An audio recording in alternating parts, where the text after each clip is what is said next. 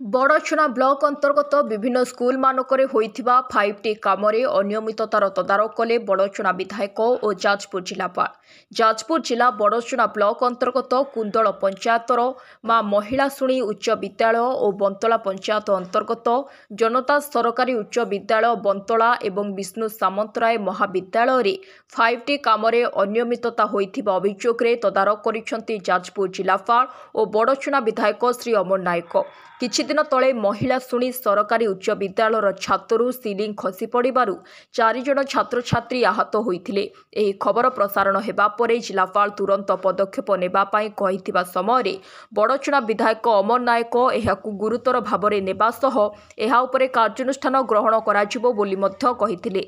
आज अपराह्न जाजपुर जिलापाल और विधायक पहुंची प्रथमे महिला शुणी उच्च विद्यालय और विष्णु सामंतरायपुर महाविद्यालय होइथिबा 5T कार्य बुली देखिथिले।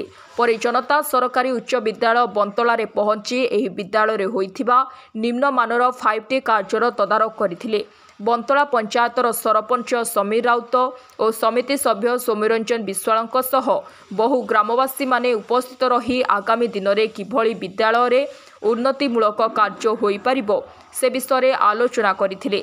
तेबे देखिबाको बाकी रहिला एहा उपरे कार्यानुष्ठान केबे हेउची। ब्यूरो रिपोर्ट संपर्क न्यूज ओडिया। बहुचर्चित 5T स्कूल गुड़ी को विशेषकर 57टी स्कूल को 5T अंतर्भुक्त कर व्यापक अर्थ व्यवस्था कर सबू स्कूल वर्तमान स्थिति कौन जिलापाल महोदय को आणिकी 2-4टा स्कूल को बर्तमान देखली। मोर कहबार अर्थ समस्त स्कूल रे अनियमितता चंचुकता होती कम अत्यंत निम्नमान रही लगी एपीडी टेक्निकल जरिया पूरा 57टी जाक स्कूल को समय रहित पदक्षेप नहीं 10 ରୁ 15 दिन भितर तदंत करी तदंत रिपोर्ट दवाई कलेक्टर महोदय निर्देश देले। APD technical Satyababu